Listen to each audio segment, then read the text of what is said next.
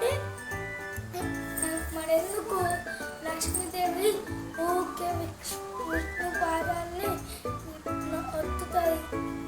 ఎందుకంటే విష్ణుదేవుడికి భూమిని చూడాలి కదా, అప్పుడు మాత్రం భూమికి ఏమైనా పడితే మొత్తం ఫుల్ సెట్ నడుపుతాడు కదా, అందుకనే లక్ష్మీదేవి కాదు. ఇంకా ఇంకా ఏంటంటే ఇప్పుడు లక్ష్మీదేవి వల్ల మనకి చాలా లాభాలు, ఆ లాభాలు ఇంకెక్కడే ఉండొచ్చు. దీన్ని కాకుండా ఇంకా మనం ఎందుకు దివాళీ రోజు ఇట్లా దివాళీ రోజు ఫైర్ క్రాకర్స్ ముట్టియద్దు.